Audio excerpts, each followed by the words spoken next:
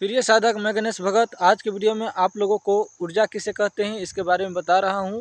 ऊर्जा क्या है, ऊर्जा का मतलब क्या होता है, यही समझा रहा हूं। और यह भी समझना आप लोगों को बहुत ही ज़्यादा ज़रूरी है, क्योंकि आप लोग तंत्र मंत्र की साधना करते हैं और ऊर्जा एकत्र करते हैं और वही आपको पता नहीं होता है। कई साधक को तो पता नहीं है कि ऊर्जा किसे कहते हैं और ऊर्जा क्या है और किस चीज़ को हम हासिल कर रहे हैं।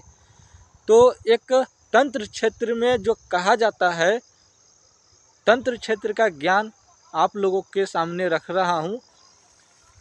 ऊर्जा का मतलब होता है शक्ति और शक्ति का मतलब होता है आत्मा, यानी कि आपने कितने सारे आत्मा को एकत्र किए हैं। यानी कि आप जो साधना करते हैं और साधना से जो ऊर्जा आती है, तो एक ऊर्जा जो होता है ऊष्मा यानी कि प्रकाश, यानी कि आपके आत्मबल कितना ज़्यादा बढ़ा और कितना कमज़ोर है और क्या है, ये होता है ऊर्जा। एक शक्ति यानी कि आपके अंदर की शक्ति क्या है, कितना है ना।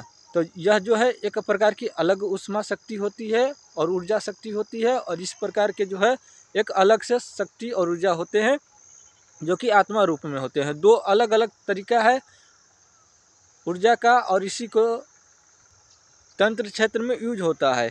यानी कि अपनी ऊर्जा यदि बढ़ा रहे हैं तो अपना जो है आत्मबल शक्ति यानी कि अपना शरीर की क्षमता को बढ़ाना ही ऊर्जा कहा जाता है कि अपनी ऊर्जा बढ़ाओ तंत्र क्षेत्र में।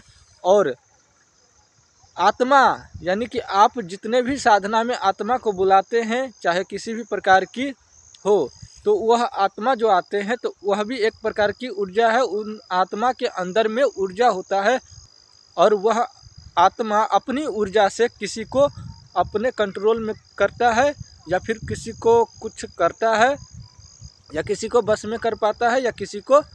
यदि आत्मा के अंदर ऊर्जा नहीं होगा, किसी भी आत्मा में शक्ति नहीं होगा, तो फिर आत्मा वह बेकार है, किसी काम का नहीं है। तो इसी प्रकार से होता है